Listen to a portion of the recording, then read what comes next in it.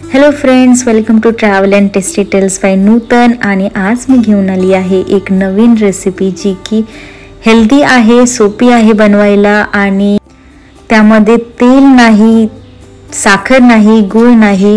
ही एकदम healthy recipe आहे. जे कोणी वेट लॉस करते किंवा ज्यांना डायबिटीस आहे तेही गणेश उत्सवामध्ये भरपूर सारी मिठाई या स्वरूपात एन्जॉय करू शकता. तर रेसिपी आवर्जून बघा.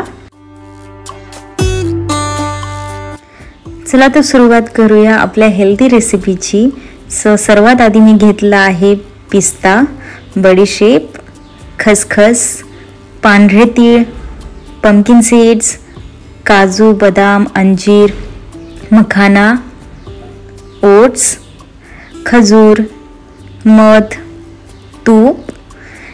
तर यावरनं आता अंदाज आलाच असेल तुम्हाला की आपण नक्की काय बनवत आहे. तर मी आज बनवणार आहे मखाना आणि ओट्सपासून बनवलेले केलेले मोदक. तर या मोदकमध्ये ना साखर आहे, ना हे तळले जाणार आहे आणि ना यामध्ये गूळ आहे.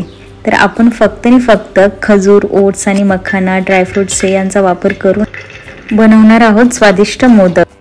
तर मी आता थोडंसं तूप घेतलेलं आणि त्यामध्ये हे सर्व जे ड्रायफ्रूट्स आहेत त्यांना मी हलकंसं भाजून घेणार आहे, जेणेकरून मोदकमध्ये तो क्रंचीनेस आपल्याला जाणवेल. तसेच आता पांढरे तीळ, खसखस, ओट्स, मखाना हे सगळं आपण आता थोडंसं भाजून घेऊयात. आता मी थोडंसं तुपाचा वापर केलेला आहे मखाना भाजण्यासाठी, जेणेकरून मखाना एकदम कडक होतील आणि त्याची चांगली पावडर बनवता येईल आपल्याला.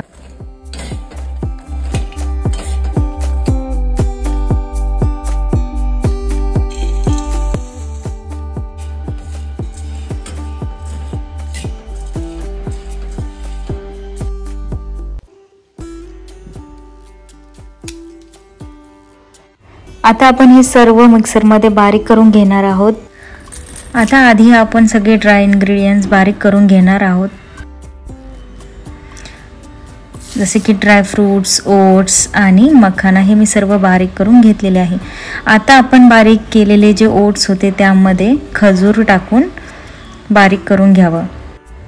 आता आपल्याकडे मखाना पावडर, ड्रायफ्रूट्स पावडर आणि आपण बारीक केलेले ओट्समध्ये जे आपण खजूर मिक्स केलेले आहे ते सर्व आपण आता एकत्र करून घेणार आहोत.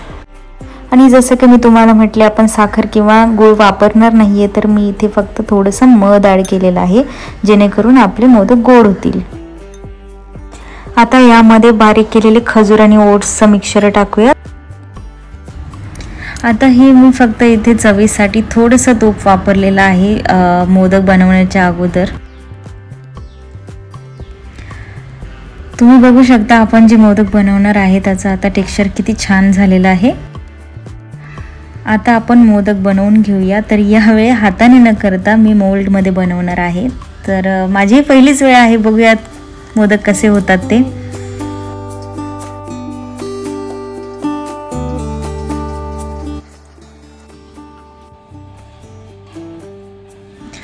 चला तर मोदकही आपला परफेक्ट झालेला आहे. तुम्ही बघू शकता शेपही किती छान आलेला आहे. मागील मोदकांसारखा अजिबात नाही आहे, पण चवीला मात्र उत्तम झाले आहे. तुम्ही नक्की ट्राय करा. अजिबात वाटत नाही की यामध्ये ओट्स आहेत किंवा खजूर आहे. बऱ्याच जणांना ओट्स अजिबात आवडत नाही, पण तुम्ही हे मोदक जर खाल्लात तर अजिबात कुणाला कळणार नाही की यामध्ये ओट्स आहेत. तुम्हाला जर रेसिपी आवडली असेल तर तुम्ही ही नक्की ट्राय करा आणि कमेंटमध्ये कळवा कसे झाले.